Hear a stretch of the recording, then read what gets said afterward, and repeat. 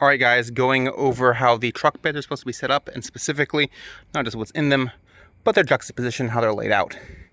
So, starting in this corner, we're gonna have a 40-gallon HDX bin.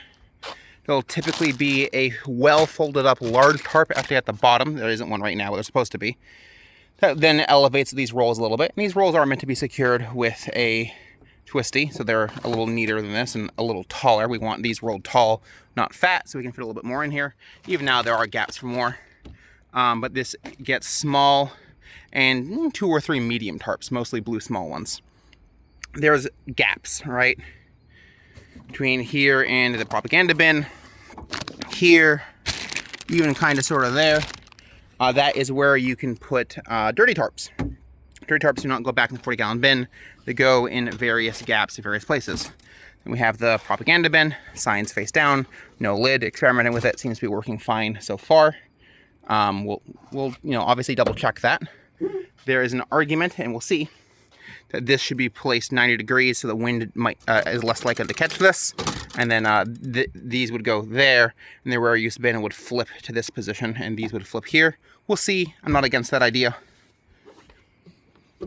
But for now, the rare use bins down here, its contents mentioned in Organization 4.1. And then we have typically somewhere between 5 and 8. We don't need it to be like a 12 or 13 stack of wash basins.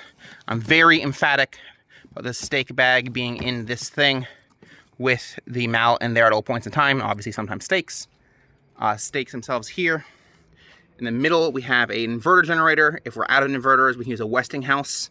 One of the ones that isn't like a gazillion watts. We don't want to use a big Predator because it's just a little too cumbersome and heavy.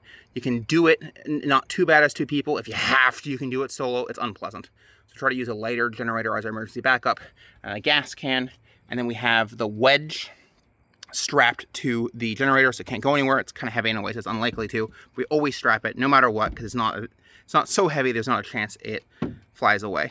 And then you'll notice that we have gaps. Like I said, some of these small gaps can be used for our dirty tarps, but realistically we have enough gappage that I don't want gas cans back there. They're meant to be, if they're with a generator as part of a rental, the gas cans are meant to be with that rental. Like, we try to keep everything part of the rental together, not like separating it between the cab and the truck and the trailer bed any more than we absolutely have to.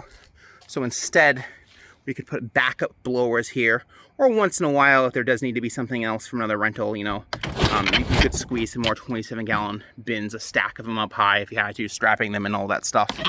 You'd probably need to adjust the gas can, turn it a little bit, but there's a way to do it. Obviously, you can put backup blowers here too. There's space. But by default, this space that's here is actually meant to be there. This is exactly how I want it laid out. This is Bounce and Blast official company policy. This is what I'm looking for.